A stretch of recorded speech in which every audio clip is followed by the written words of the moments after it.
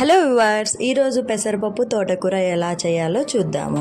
Health కూడా చాలా మంచిదండి. అండ్ ఇందులో సమ్మర్ కదా, సో ముందుగా పెసరబ్యాలు లైట్గా ఇలా వేయించుకోవాలి.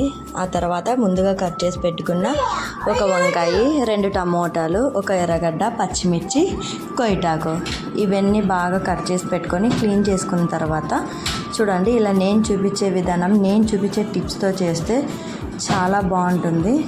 అండ్ ఈ పెసరపప్పు అందులో వేసి చూడండి, ఇలా కుక్కర్లో అయితే నేను వేసాను. ఇలా అన్నీ వేసి 1.5 గ్లాస్ వాటర్ వేసేసి పప్పును ఉడకబెట్టుకోవాలి. కొంచెం పసుపు, చింతపండు వేసి అండ్ ఆయిల్ కూడా వేయండి, ఎందుకంటే పొంగు రాకుండా ఉంటుంది. ఇలా నేను చూపించే విధానంతో చేయండి. చూడండి, అండ్ ఒక 3 విజిల్స్ వచ్చిన తర్వాత పప్పు ఎనిపేసుకొని ఇంకా లాస్ట్లో చూడండి, ఒక ఆనియన్, పోపు దినుసులు అన్నీ వేసేసి ఇలా బాగా ఫ్రై చేయాలి.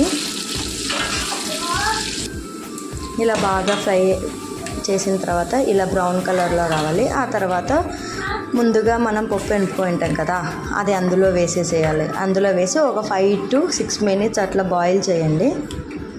పప్పు ఉడకబెడితే చాలా బాగుంటుంది. లాస్ట్లో తిరువాత పెట్టిన తర్వాత చూడండి ఎంత హెల్దీగా వచ్చిందో. సో మీరు కూడా ఇలా ట్రై